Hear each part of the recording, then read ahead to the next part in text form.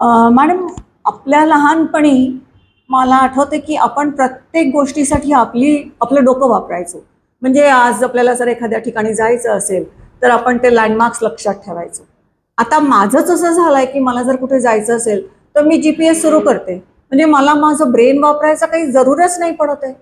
मग असंच जर AI होणार असेल, असंच जर AI आपलं करणार असेल तर मग ते किती घातक आहे. तुम्हाला नाही वाटत का की इवन कॅल्क्युलेशनसाठी आजकाल लोक कॅल्क्युलेटर्स वापरतात. आपल्या वेळेस तर आपण तोंडी गणित करत होतो. मग हे सगळं कसं काय एक्सप्लेन करायचं पुढच्या याच्यासाठी?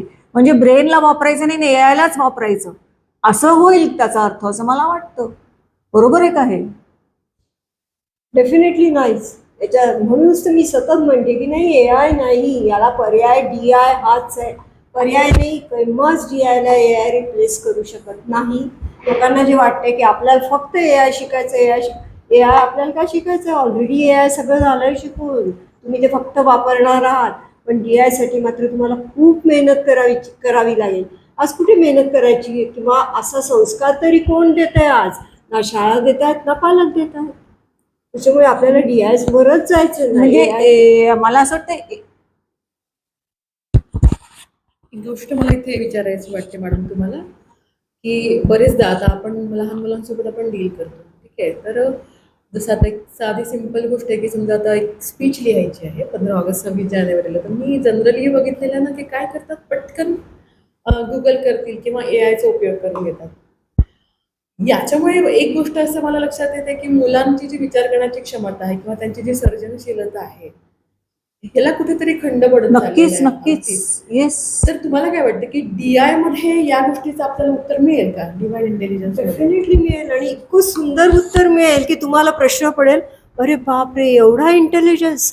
आणि एका लाईव्ह मुलाकडून हा आपल्याला अपेक्षित नव्हता असा दिसतोय. त्याच्यामुळे त्यांच्या पर्सनॅलिटीज ज्या डेव्हलप होतील, ते जे असं इतके काहीतरी अद्वितीय काहीतरी गोष्टी करून जातील ते, की आपण विचार करत राहू, अच्छा DIमुळे हे साध्य झालं. हे AI केव्हाच करणार नाही. तुम्हाला कायम AIवर डिपेंडंट राहावं लागेल.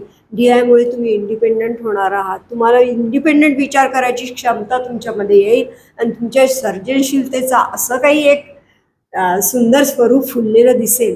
तुम्हाला आवडेल ते DIचं जे काय फुललेलं किंवा डेव्हलप झालेलं स्वरूप. आणि आत्ताच मला असं वाटतं की आपल्या शाळेतलं आपण संबोधीचं जे काय एका पुस्तकावरचं नरेशन ऐकलं किंवा श्रेयांचं जे आपलं ऐकलं, हा DIने केलेला चमत्कारच वाटतो. कारण ही पोरं नुसती एक दोनदा वाचतात आणि आपल्याला त्याच्यात काय लिहिलंय ते इतकं चांगलं समजावून सांगतात की आपल्याला पुस्तक वाचायची आवश्यकता नाही वाटत.